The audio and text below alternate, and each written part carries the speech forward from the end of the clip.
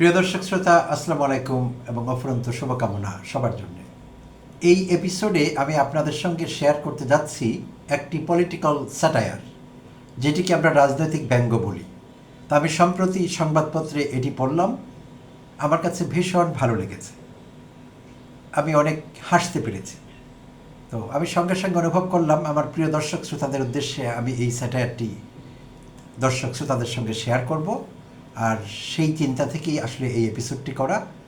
আমি আপনাকে কথা দিচ্ছি, এই স্যাটায়ার আপনি উপভোগ করবেন এবং সাম্প্রতিক সময়ে আমাদের রাজনীতিতে, আমাদের রাজনীতির শীর্ষ কর্তাদের মধ্যে, রাজনীতিবিদদের মধ্যে, এমনকি সরকার প্রধানের মধ্যে কি চলছে, পুরো পরিস্থিতির একটি চিত্র ব্যঙ্গাত্মকভাবে হলেও ফুটে উঠেছে এই স্যাটায়ারে। চমৎকার একটি স্যাটায়ার, আমি একেবারে ছত্রে ছত্রে উপভোগ করেছি স্যাটায়ারটি। তো বেশি দেরি না করে সরাসরি চলে যাচ্ছি সেই স্যাটায়ারে। প্রিয় দর্শক শ্রোতা, আপনাদের নিশ্চয়ই মনে আছে ত্রয়োদশ জাতীয় সংসদের প্রথম অধিবেশনের শেষ দিন ছিল 30 এপ্রিল। সেদিন প্রধানমন্ত্রী তার ভাষণে একটি অংশে উল্লেখ করেছিলেন যে এই চেয়ারটিকে, প্রধানমন্ত্রীর চেয়ারের দিকে তিনি ইঙ্গিত করছিলেন যে এই চেয়ারটিকে বাইরের থেকে দেখলে অনেক আরামদায়ক বলে মনে হয়, কিন্তু আসলে আমি এই চেয়ার থেকে অনেক হিট বা তাপ পাচ্ছি সবসময়, এটি হট সিটের মতো গরম হয়ে যাচ্ছে। তো তার সেই বক্তব্যকে কেন্দ্র করে একটি পলিটিক্যাল স্যাটায়ার তৈরি করেছে প্রথম আলোর রসালো, সেটি আমি আপনাদের সঙ্গে শেয়ার করতে যাচ্ছি। প্রধানমন্ত্রীর এই ভাষণের এই অংশটুকুর ময়নাতদন্ত করে তৈরি হয়েছে এই স্যাটায়ার। তো বলা হচ্ছে প্রধানমন্ত্রীর এই ভাষণ নিয়েই অনুসন্ধানে নেমেছে রসালো, আর তাতেই কেঁচো খুঁড়তে গিয়ে পাওয়া গেছে বিশাল একটা অজগর সাপ। রস আলো প্রতিবেদক স্বপ্নযোগে সমস্ত প্রমাণ ও দলিল হাতে পেয়েছেন। দলিলের তথ্য অনুযায়ী প্রধানমন্ত্রীর চেয়ারের জন্য বাজেট ছিল মাত্র 2000 টাকা। চেয়ার ক্রয় কমিটি চেয়ার কেনার জন্য প্রথমে যায় জার্মানি, পরে আমেরিকায়। 21 সদস্যের এই কমিটির যাতায়াত, থাকা খাওয়া এবং তাদের শ্যালক শ্যালিকাদের জন্য শ্যাম্পু, সাবান, জুতা, স্যান্ডেল ইত্যাদি ক্রয় বাবদ খরচ হয় 9,77,00,000 টাকা। তারা ফিরে রিপোর্ট দেন, চেয়ার একটা পাওয়া গেছে, মন মতো না হলেও চলে আর কি। তবে চেয়ার যদি কিনতেই হয় কেনা উচিত চায়না থেকে, শুধু তলায় লিখে দিতে হবে মেড ইন সুইজারল্যান্ড, এতে সবারই লাভ।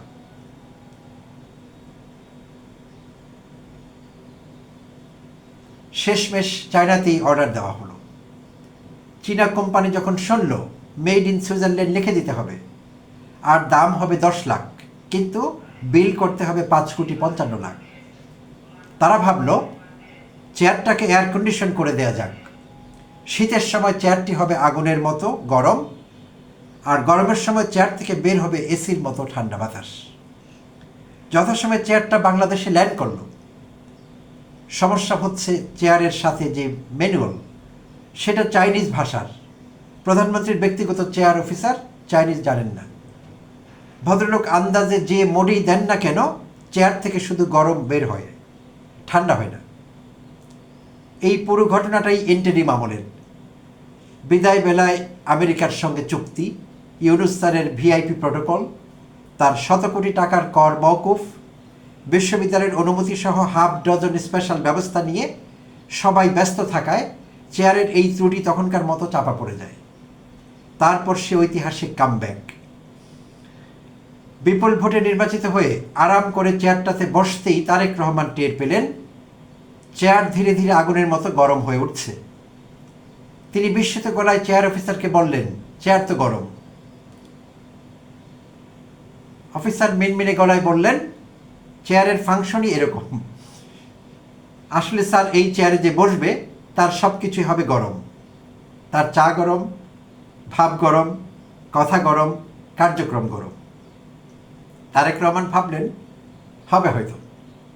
আর ঠিক এই কারণেই জাতীয় সংসদে দাঁড়িয়ে তিনি বললেন, চেয়ারটা আসলে আরামদায়ক না, তলা দিয়ে আগুনের হিট বের হয়। শুনে সবাই হেসে উঠলেন।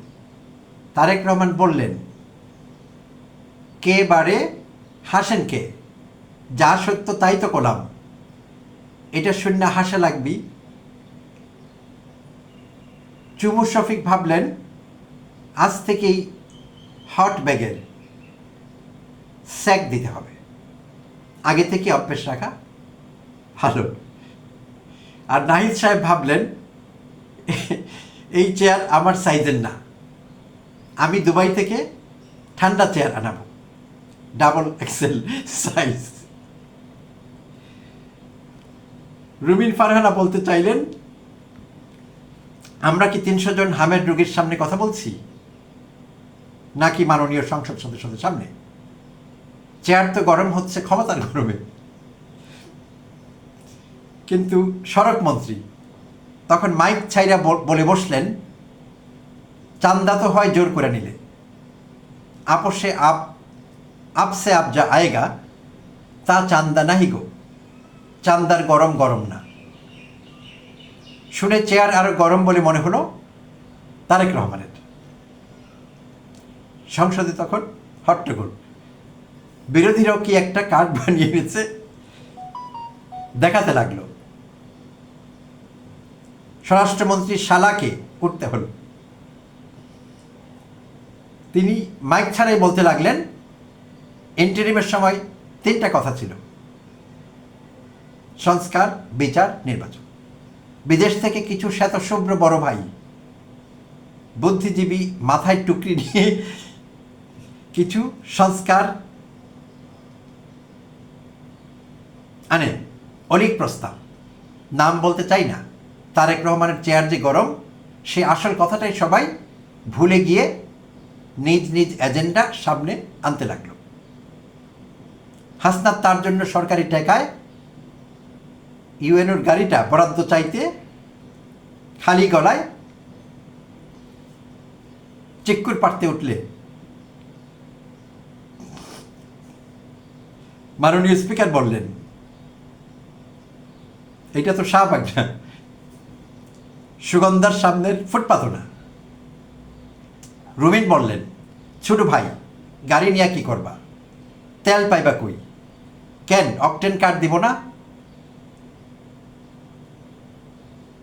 ফজলুর রহমান ওই রাজাকারের বাচ্চারা